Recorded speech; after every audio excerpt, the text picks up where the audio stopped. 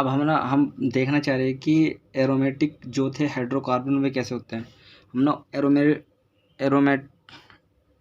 Aromaticity जो थी हमने बता चुके थे। हम हैकल रूल हमने अच्छे से बताया। फिर साइक्लिक जो प्लेनर कंजुगेटेड और स्ट्रक्चर होते हैं बताया था हमने।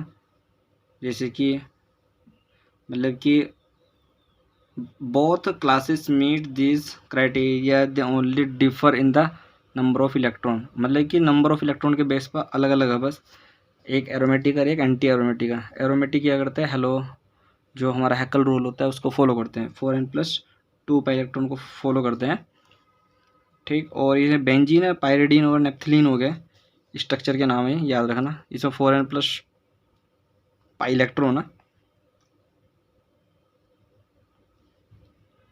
तो ये होगा एंटी मार्कोनिक प्रूफ। ये एंटी है एरोमेटिक है। एरोमेटिक है जब चेन ओपन हो जाती है, फुलफिल नहीं कर पाता है, तो उसको क्या बोलते हैं, नॉन एरोमेटिक स्ट्रक्चर उनको हम बोल देते हैं, ठीक है। तो method of preparation of benzene, benzene की मेथड क्या है प्रिपरेशन करने की। देखो लेबोरेटरी के द्वारा हम अगर सोडियम बेंजोएट पर हम NaOH या फिर CaO इसकी प्रेजेंस में हम इसके साथ रिएक्शन करा दें, तो ये तो सोडियम है ना, तो सोडियम कार्बोनेट बन जाएगा और ये बेंजीन हमें मिल जाएगी। फ्रॉम बेंजीन डेरिवेटिव, जैसे कि फिनोल से बेंजीन होना, जेड हमने बताया, जेड के ऊपर यानी इसके बेंजीन के ऊपर कुछ भी हो, हमने हैलाइड में बताया सही, तो ये सबको उड़ा देगा, ठीक। अब उसके बाद क्या होता है यहाँ पर, बाय फर्स्ट प्रिपेयरिंग ग्रिकनार रिएजेंट के द्वारा भी हम इसको बना सकते हैं बेंजीन को। जैसे कि यहाँ पे ये क्लोरोबेंजीन दे देगा, ड्राई Mg डाल दी इसके ऊपर, तो ड्राई Mg जब इसके ऊपर डालेंगे, देखो ये ना जो ग्रिकनार्ड रिएक्शन होती है ना एकदम हो जाती है। कैसा, जैसे कि C6H5Br उसकी से हम रिएक्शन करा दिया Mg के साथ और ड्राई ईथर डाल दिया। देखो ड्राई ईथर तो डालना ही पड़ेगा ना, तभी होगी रिएक्शन। तो Mg के साथ क्या हो जाएगा, ये तो ऐसा ग्रुप होगा ना RMgX वाला ग्रुप होगा, तो इस R की जगह क्या है यहाँ से C6H5 और Mg के साथ तो Mg आ ही गया यहाँ से, और Br यानी Cl था आ गया यहाँ से। फिर उसके बाद H2O डाल दो इसके ऊपर, H2O है ना। अब H2O में से क्या होगा, देखो H में से क्या निकलेगा, H को हम इस तो लिख सकते हैं ना OH negative plus H positive, तो ये तो निकल जाएगा यहाँ से पूरा का पूरा, क्योंकि इस पर पॉजिटिव हुआ, तो ये पॉजिटिव वाला तो चल जाएगा इसके पास। जो ये वाला पॉजिटिव होगा यहाँ पर, ये क्या हो जाएगा नेगेटिव, तो ये चल जाएगा हाइड्रोजन इसके पास, तो C6H6 हो जाएगा प्लस Mg। ये ना ये रूल तो हर जगह फॉलो होगा, ये वाला ये हर जगह चलता है, तो यहाँ पे बन गया। फिर हम फ्रॉम बेंजीन डाइजोनियम साल्ट से, बेंजीन डाइजोनियम साल्ट पर हमने ये डाल दिया ना SnCl2 या फिर ये डाल दिया हमने, तो तब उससे भी क्या बन जाता है, ये उड़ागा यहाँ से, तो यहाँ पे बेंजीन बन जाएगी, ठीक। फिर क्लोरोबेंजीन से बना सकते हैं, बेंजीन बन जाएगा। बेंजीन सल्फोनिक एसिड से बना सकते हैं, इसको हटा दें यहाँ से, प्रेशर पर कर दो। फिर एसिटिलीन से बना सकते हैं। एसिटिलीन से ये होता है साइक्लाइजेशन होती है रिएक्शन है ना। एसिटिलीन मतलब कि अल्काइन 1 2 3 मॉलिक्यूल ले लो, रेड हॉट ट्यूब, यो एनसाइटिक रिएक्शन है, रेड हॉट ट्यूब। देखो इस बुक्स के अंदर ना सही मैक्सिमम जो है ना रिएक्शन वो एनसाइटी से ही ली गई है ना, तो प्लीज़ इसको एक बार देख लो आप, आराम से जल्दी हो जाएंगे। 3 मॉलिक्यूल्स ऑफ एसिटिलीन, इसके 3 मॉलिक्यूल्स लेने पड़ते हैं, और इससे क्या बन जाएगी, हमारी बेंजीन बन जाएगी। देखो 3 मॉलिक्यूल है ना, 2 और 2 4 तो 6 बस। फिर उसके बाद एल्केन से बनाते हैं एनहेक्सेन, Cr2O6O3 प्लस Al2 और O3, बेंजीन बन जाएगी, ठीक है। फिर हम केमिकल रिएक्शन पढ़ लेते हैं उसकी थोड़ी सी ना, तो क्या कर लेते हैं इसकी केमिकल रिएक्शन हम पढ़ लेते हैं। देखो हमने फ्रीडल क्राफ्ट रिएक्शन हमने पढ़ी थी, तो फ्रीडल क्राफ्ट रिएक्शन हम ना क्या करती है, सारी फ्रीडल क्राफ्ट का एल्कलाइजेशन भी पढ़ा था हमने, एसाइलेशन भी पढ़ा था। अब यहाँ से मैं इसको एक बार बता देता हूँ मैं। देखो अगर CH3Cl आ रहा और एनहाइड्रस AlCl3 डाल ले उसके ऊपर, तो एल्काइल रिएक्शन ये बन जाएगी यहाँ पर। अगर हमने उसके साथ क्या काम करा, देखो ये एनहाइड्रस ये कार्बोकेटायन रीअरेंजमेंट हुआ, ये कार्बोकेटायन रीअरेंजमेंट की रिएक्शन होती है। कैसे होती है इसको बता देता हूँ मैं थोड़ा सा ना यहाँ पे। जैसे कि ये बेंजीन होगी, ये CH3 CH2 और Cl। देखो ना पहला ना इसको मैं कार्बोकेटायन, इसको इलेक्ट्रोफाइल को बना के लेकर आ रहा हूँ यहाँ से। इसका क्या होता है CH3 CH2 तो जो Cl थी वो तो निकल कर भाग गया था, नेगेटिव होगा, ये पॉजिटिव हो गया था, ठीक है। तो इसके बाद इसको हम जब करेंगे तो ये CH3 CH2 और ये CH2 हो गया, कार्बोकेटाइन हो गया ना। लेकिन अगर मैं यहाँ से एक हाइड्रोजन शिफ्ट हो गया यहाँ से, एक हाइड्रोजन, इसको मैंने यहाँ लिख दिया ना, तो हाइड्रोजन क्या करेगा, इस पर इसके अपने पास के उसके पास पहुँच जाएगा, शिफ्ट हो जाएगा। तो ये जाएगा हमारा CH3 CH पॉजिटिव और CH3, तो ये क्या हो जाएगा 2 डिग्री बन जाएगा। यानी इसका स्ट्रक्चर को हम तो ऐसे लिख दें यार, हम इसको लिख दें कैसा, ऐसा, बात तो एक ही,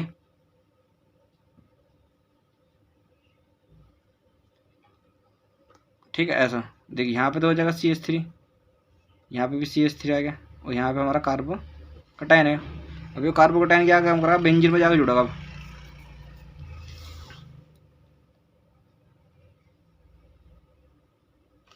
तो यहाँ पे क्या करता है, कार्बोकेटाइन यहाँ पे बेंजीन के साथ रीअरेंजमेंट उनका जुड़ जाता है, ठीक है। अब ये तो हो गया हमारा एल्कलाइनेशन, ये एल्केन ग्रुप आगे जुड़ गया। फिर होता है एसाइलेशन, एसाइलेशन में भी ऐसे ही होता है भाई। देख ये ना, ये तो स्ट्रक्चर के जो नाम है ना वो बहुत इंपॉर्टेंट है। एसिटाइल क्लोराइड, इसका नाम होता है एसिटाइल क्लोराइड बोल देते हैं इसको, और इस स्ट्रक्चर को बोलते हैं एसिटोफिनोन। ये नाम आता है, बहुत जगह आता है नाम ये। तो एसिटोफिनोन, जैसे कि ये बेंजीन था और इसके साथ रिएक्शन गए CH, ये तो एनहाइड्रस AlCl3, तो जब इसकी रिएक्शन कराई तो ये तो यहाँ निकल गया, ये पॉजिटिव हो गया, तो पॉजिटिव जाकर इसके इलेक्ट्रोफाइल्स के साथ जाकर जुड़ेगा, ये यहाँ से ऐसा, ठीक है। तो इसको बोलते हैं एसिटोफिनोन,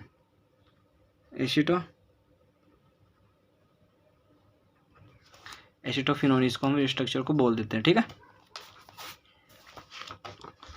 अब एक इम्पोर्टेंट और चीज़ है इसके अंदर, देखो मैं चीज़ें तुमको पढ़ा चुका, बस मैं थोड़ा सा इसको ना बता रहा एक बार, है ना। जैसे कि इलेक्ट्रोफिलिक सब्स्टिट्यूशन रिएक्शन देती है बेंजीन, ये मैंने बता देता है। इलेक्ट्रोफिलिक सब्स्टिट्यूशन रिएक्शन होती है ना, एरोमेटिक एलिफेटिक, मैंने सब चीज़ बताई दी है ना, कि इलेक्ट्रोफाइल जाएगा, निकोलोफाइल आएगा उसके पास, है, ठीक है। जैसे कि हमने बताया था कि बेंजीन के साथ अगर Cl हेलोजिनेशन करा तो क्लोरीन जाएगा, आयोडीनेशन कराएंगे तो I जाएगा, लेकिन उसकी कंडीशन होती है कि HiO3 होना चाहिए यहाँ पे ना, तभी जाकर रिएक्शन होगी। नाइट्रेशन होगा तो H2SO4 कॉन्ग ये होना चाहिए, तभी NO2 इसमें से बाहर निकलेगा। जब NO2 इसमें से बाहर निकलता तो बेंजीन के साथ जाकर चिपक जाएगा, ठीक है। अब यहाँ से इंपॉर्टेंट चीज़ है, जो मैंने तुम्हें इलेक्ट्रॉन डोनेटिंग ग्रुप बताया ना, इलेक्ट्रॉन बेंजीन मतलब कि ये ग्रुप बताए थे अभी, डीएक्टिवेटिंग और एक्टिवेटिंग बेंजीन को ग्रुप बताया मैंने। तो देखो यहाँ तक के तो समझ में आता है कि यहाँ पे जुड़ गए हो, चलो मान लिया कि यहाँ पे NO2 आ गया यहाँ तक। लेकिन आगे क्या करा, देखो आगे इसने क्या करा कि H2SO4 और HNO3, तो HNO3 यहाँ से, यहाँ पे भी HNO3 है, HNO3, अरे तो अरे ये तो जो इसके साथ एक्स्ट्रा डाल रखे तो ये तो डालते ही है ना। तो HNO3 आ गया, तो इस HNO3 में से क्या निकलेगा, NO2 निकलेगा, नहीं निकलेगा। अभी NO2 कहाँ पे जाकर जुड़ेगा, अब ये इंपॉर्टेंट बात है यहाँ से, क्योंकि एक्टिवेटिंग डीएक्टिवेटिंग ग्रुप में तुम्हें पढ़ा चुका। तो देखो ये कौन सा ग्रुप है, इलेक्ट्रॉन डोनेटिंग है, इलेक्ट्रॉन विड्रोइंग है, ये इलेक्ट्रॉन विड्रॉ करने वाला ग्रुप है। यानी बेंजीन से ये जो NO2 होगा ये क्या काम करेगा, इलेक्ट्रॉन को निकाल लगा। अब मैंने बताया था कि जब इलेक्ट्रॉन विड्रोइंग ग्रुप आ जाएगा, ये कौन सा ग्रुप है, इलेक्ट्रॉन विड्रोइंग ग्रुप। जब इलेक्ट्रॉन विड्रोइंग ग्रुप होगा तो मेटा पोजीशन जो होती है ना, वहाँ पे इलेक्ट्रॉन की अधिकता हो जाती है बहुत ज़्यादा ना, तो NO2 कहाँ पर जाकर जुड़ेगा, इलेक्ट्रॉन तो इसी मेटा पोजीशन पर जाकर जुड़ेगा ना। तो जिस टाइम कंडीशन आ जाती है ना NO2 वाली, और उसके बाद HNO3 डाल दिया हमने, तो ये ना जो मतलब कि जो इलेक्ट्रोफाइल होगा यहाँ से निकल जाएगा, जो उसकी मेटा पोजीशन पर जुड़ता है, यही इसका मेजर प्रोडक्ट होता है। ये हमने बताया तुमको, है ना, अच्छे से। फिर सल्फोनेशन, तो जो इलेक्ट्रोफाइल होगा SO3 होगा, ठीक। तो यहाँ पे H2SO4 डाल दिया मैंने, हीट किया उसको, SO3, देखो H2SO4 मतलब ना HSO3H निकलता है वहाँ से ना, वो इलेक्ट्रोफाइल होता है, वो जाकर जुड़ता है उसके, ठीक है। तो कोई इससे ज़्यादा बड़ी दिक्कत नहीं है ना, होनी चाहिए। एडिशन ऑफ हाइड्रोजन, हाइड्रोजन का एडिशन कैसे होता है, देखो ये इंपॉर्टेंट चीज़ है एडिशन ऑफ हाइड्रोजन।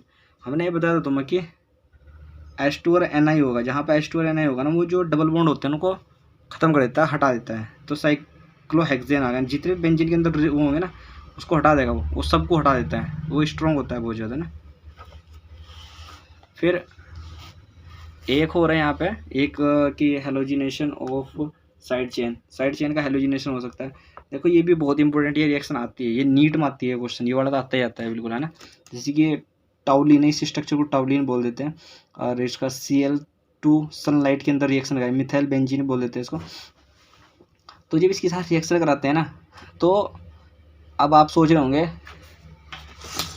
अब ना ये रिएक्शन पता है क्यों इतनी ज़्यादा इंपॉर्टेंट हो जाती है, क्योंकि मैंने बताया था कि जो क्लोरीन होती है ना, क्लोरीन का जो I+ वाला ग्रुप होता है ना, जो I- होता है या फिर I+ होता है, मैंने बताया था इसी बारे में ना। जैसे कि यहाँ पे मैंने बताया था जो हमारी क्या होती है क्लोरीन वाली होती है ना, ये वाला, या फिर उसके ऊपर ये जुड़ा हुआ हो मैथिलीन। मैथिलीन का क्या होता है ना, चे+I हो चे +R हो, ये सबसे लास्ट का होता है ना, ज़्यादा दिक्कत तो देता नहीं है, ये सबसे लास्ट का होता है, इसमें सबसे पीछे होता है। प्लस जो ये X होता है, X के -I ग्रुप ज़्यादा होता है और R उसका होता है कम, ये इंपॉर्टेंट चीज़ है ना। तो जो टाउलिन होती है ना, टाउलिन जो Cl होता है, ये इसके साथ जुड़ती है ऊपर मेथिलीन की, बेंजीन को कुछ नहीं कहती वो, क्योंकि उसका ऐसा नेचर है ही नहीं कि मतलब कि वो इफेक्ट कर पाए बेंजीन को, ठीक है। तो ये कहाँ रिएक्शन करेगी, जब एथिलीन डला हुआ उस पर, क्योंकि एथिलीन का क्या काम क्या है, इलेक्ट्रॉन डोनेटिंग नेचर है उसका। एथिलीन का क्या काम होता है इसका, ये मैथिलीन है, सॉरी, मैथिलीन का क्या काम होता है कि इलेक्ट्रॉन को डोनेट करना है, बेंजीन के साथ इलेक्ट्रॉन को डोनेट करेगी। और जो Cl होता है उसका काम क्या होता है, वो इलेक्ट्रॉन विड्रॉइंग ग्रुप होता है, नहीं इलेक्ट्रॉन को निकालने वाला ग्रुप होता है, उसका नेचर ज़्यादा है ना।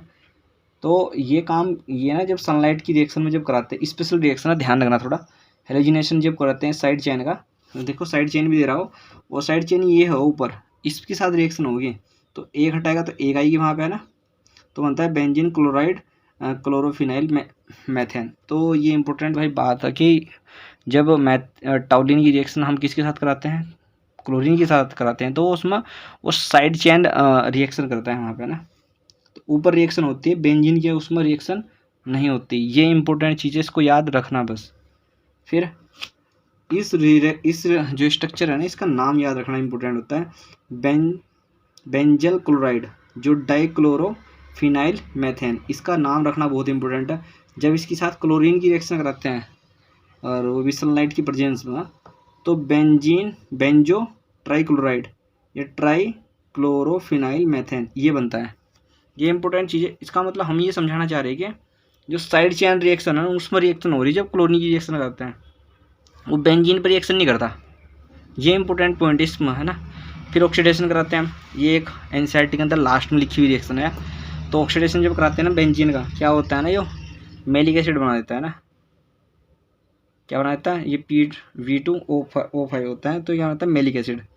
अब एट लो टेम्परेचर पर oxidation of benzene produce phenol, तो P2O5 के साथ हम लो टेम्परेचर पर रिएक्शन कर सकते हैं, तब भी ये बनाता है मेलिक एनहाइड्राइड, ठीक। ये एनसीईआरटी के अंदर लास्ट के उसमें चैप्टर में लिखी हुई रिएक्शन है, जब पढ़ते हैं हम, ठीक है। हेलोजिनेशन ऑफ बेंजीन, देखो जब हम वो क्या था, हेलोजिनेशन ऑफ साइड चेन, ये साइड चेन का हेलोजिनेशन था। अब हम बेंजीन का हेलोजिनेशन करा रहे हैं, यानी बेंजीन के अंदर घुसकर रिएक्शन कराएंगे, यानी बेंजीन के जो चारों तरफ हो वहाँ पे रिएक्शन कराएंगे, ठीक है। तो वहाँ पे रिएक्शन कैसी होगी, देखो अगर बेंजीन में Cl सनलाइट में डाल लें, तो बेंजीन के साथ अगर ये रिएक्शन हो रही है, डार्क में होती है, अंधेरे में, तो उसमें बनता है BHC666, यानी benzene hexa chloride, benzene hexa chloride बनता है, ठीक। जब बेंजीन के साथ 6 क्लोरीन AlCl3 और डार्क कोल्ड कंडीशन में कराते हैं, रिएजेंट याद रखना, तब जाकर रिएक्शन का पता चलेगा क्या चल रहा है इसमें, तो तब बनता है हेक्साक्लोरोबेंजीन, तब बनता है हेक्साक्लोरोबेंजीन। और उस टाइम जो कराते हैं तो बनता है बेंजीन हेक्साक्लोराइड उल्टा ना थोड़ा, लेकिन वहाँ से देखो वहाँ साइक्लो, वहाँ बॉन्ड सारे उड़ गए, यहाँ पे है ओजोनोलाइसिस ऑफ बेंजीन। जब हम ओजोनोलाइसिस ऑफ बेंजीन करते हैं ना, वो मैंने बताया था इसके बारे में ना, ओजोनोलाइसिस तो मैंने अच्छे से पढ़ाई थी, उसको याद कर लेना अच्छे से ना, कि एक बॉन्ड तोड़ते हैं वहाँ पे ना, ऊपर लिख देंगे उतना ही, नीचे उतना है ना, बन जाता है रिएक्शन, हो गया, ठीक भाई। तो हमारा जो एरोमेटिक जो हाइड्रोकार्बन थे वो भी कंप्लीट होते हैं। तो आपको रिक्वेस्ट है कि आप भाई लेक्चर को पूरा देख लो, प्लस और भाई चैनल को यार सब्सक्राइब कर लो तो अच्छा रहेगा ना, बहुत मेहनत से बनता है लेक्चर एक, है ना। धन्यवाद।